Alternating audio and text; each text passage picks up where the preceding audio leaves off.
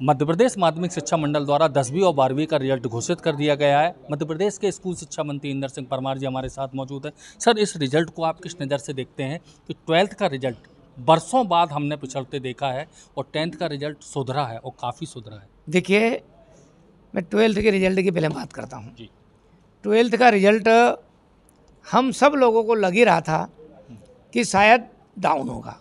हमने जो मोटे तौर पे बोर्ड ने और हमारे शिक्षा विभाग के अधिकारियों ने सबने एनालिसिस किया है, उसमें यही लगा कि पहली के बाद में पहली परीक्षा 12वीं में देने का अवसर मिला, वो भी बोर्ड की सीधा, क्योंकि 10वीं में थी व्यवस्था थोड़ी बहुत रुकने की, वो ख़त्म हो गई, हमने जनरल प्रमोशन दे दिया। तो कोरोना के कारण से जो हमारा डिसीजन था सब बच्चों को जनरल प्रमोशन देना, उसके पीछे बड़ा कारण था कि भाई लोगों को कोरोना के कारण से बचाना था, इसलिए वो जनरल प्रमोशन दिया था।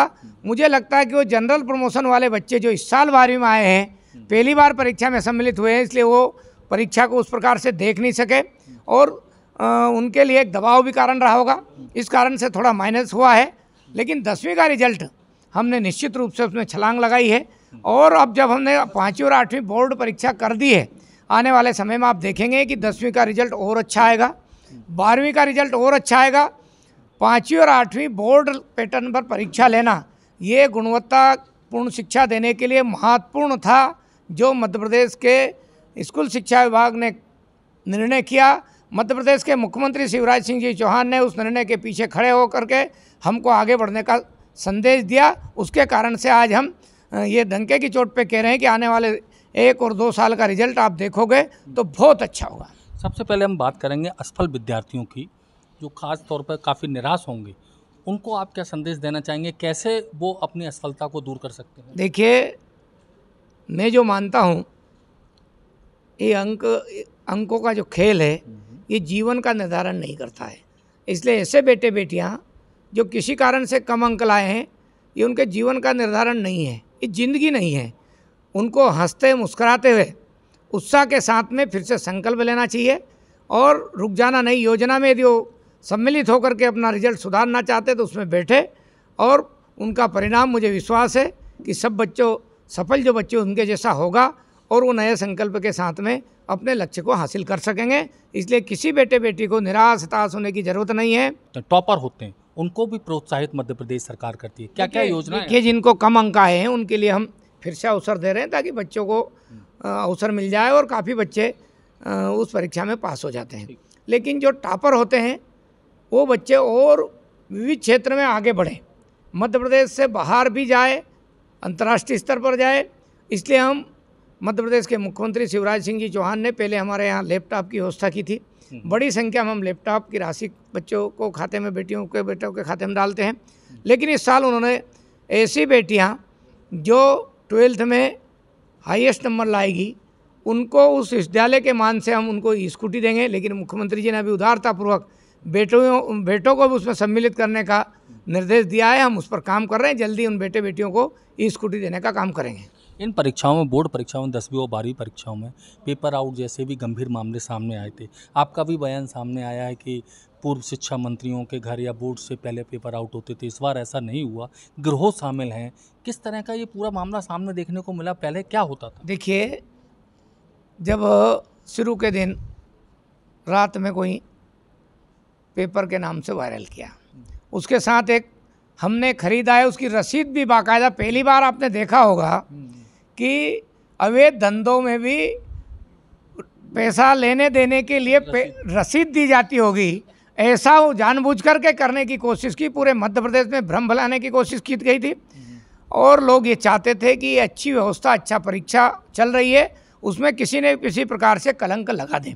हमने ऐसे ऐसे क्षेत्र में जहाँ पहले परीक्षा में नकलों के केंद्र होते थे, ऐसे परीक्षा सेंटर होते थे जहाँ 100% नकल होती थी, उन सब को कंट्रोल करने का काम किया। पूरे मध्य प्रदेश में जो क्षेत्र बदनाम होते थे वहाँ भी परीक्षा बगैर नकल से संपन्न हुई है और इसलिए कोई ना कोई लोग उसमें सम्मिलित होकर के पूरे सिस्टम को बदनाम करना चाहते थे।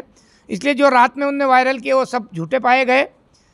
और जब हमने कहा था कि भाई 8 बजे बच्चा परीक्षा केंद्र में आ जाएगा, 8:30 बजे उसको उस कक्षा रूम में बैठ जाना है। 8:30 बजे के बाद में जो हमारे परीक्षा केंद्र में कुछ छोटे कर्मचारी थे, कुछ अन्य लोग थे जिन्होंने उनको मोबाइल जब्त करके जमा कराना था, चोरी छिपे उन्होंने की फ़ोटो खींच ली है और वो पेपर एक तरफ क्लास में बच गया, दूसरा उन्होंने बाहर कर दिया। उससे बच्चों को कोई फ़ायदा नहीं हुआ। और वो जो गैंग थी जो बाहर से कोशिश करती थी कि हम नकल करा देंगे, वो गैंग भी इसलिए सफल नहीं हुई कि पूरे मध्य प्रदेश में पूरे जिला के कलेक्टर, एसपी सबको हम अलर्ट करते थे। देखिए पहले भी कहा हूँ, मेरे को मालूम है, चाहे वो विश्वविद्यालय होते थे, चाहे मंत्रियों के आवास होते थे, जब हम पढ़ते थे कांग्रेस की सरकारें होती थी, तब बोर्ड ऑफिस से पेपर बाहर जाते थे, विभाग के यहाँ से बाहर जाते थे, मंत्री के बंगले से ज़्यादा जाते थे, मतलब बहुत जगह से आउट होने की संभावना रहती थी और हो जाते थे। फिर परीक्षा केंद्र में सामूहिक नकल होने के उदाहरण प्रस्तुत होते थे। इस साल एक जगह भी सामूहिक रूप से कोई नकल नहीं करा पाया।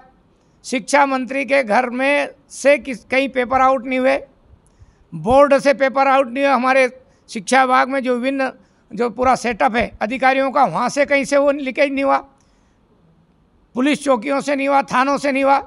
परीक्षा केंद्र में जब बच्चा अंदर बैठ गया, पेपर स्वाभाविक रूप से खोल करके बच्चों को बांटने जा रहे थे, उतने से 5 मिनट के टाइम में किसी ने धूर्तता की है और उसको उसका परिणाम भुगतना पड़ा है, उनको जेल जाना पड़ा है। पहली बार आज़ादी के बाद में शिक्षक जेल गए हैं, व्यवस्था के लोग जेल गए हैं। ये हमारा परीक्षा किस प्रकार से सख्ती से संपन्न कराई, इसका उदाहरण प्रस्तुत हमने किया। एक अंतिम सवाल केवल, ये लाडली लक्ष्मी योजना मध्य प्रदेश सरकार चला रही है, लाडली बहना चला रही है। आज लक्ष्मी या लड़कियों ने अपने मामा को एक तोहफा दिया है, आपका क्या? निश्चित रूप से देखिए, मध्य प्रदेश के मुख्यमंत्री शिवराज सिंह जी चौहान ने एक ऐसा आंदोलन खड़ा कर दिया है देश में, लाडली लक्ष्मी बहना।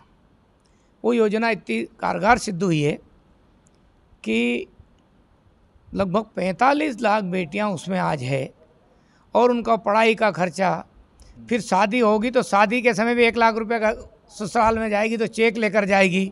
लेकिन अब तो एक कदम और आगे बढ़ाते हुए योजना 2 में बच्चियों को कॉलेज में यदि एडमिशन लिया है लाडली लक्ष्मी बेटियों ने, तो उनको 2 बार में मिला करके 25,000 रुपये की राशि बेटियों को दी जाएगी, ताकि बेटियां पढ़ाई नहीं छोड़े। मतलब उच्च शिक्षा की पढ़ाई भी बेटियां कर सकती है, अपने अभिभावक पर, अपने माँ बाप पर बोझ नहीं है बेटियां। ये मध्य प्रदेश के मुख्यमंत्री शिवराज सिंह जी चौहान ने सिद्ध करके दिखा दिया है और उसका परिणाम ये है कि भारत सरकार ने भी उस योजना को वो किया और कई राज्य भी मध्य प्रदेश सरकार की इस योजना का वो अनुसरण करने जा रहे हैं। तो 10वीं और 12वीं के रिजल्ट में जिस तरह से लड़कियों ने बाजी मारी है, कहीं ना कहीं उसमें छोटे शहर की लड़कियां सबसे ज़्यादा आगे रही हैं और कहीं ना कहीं लड़कियों ने एक बार फिर सिद्ध किया है कि लड़कियां सबसे आगे हैं मध्य प्रदेश में। कैमरामैन मनीष के साथ भोपाल से भारत एक्सप्रेस के लिए अजय भट्टाकर।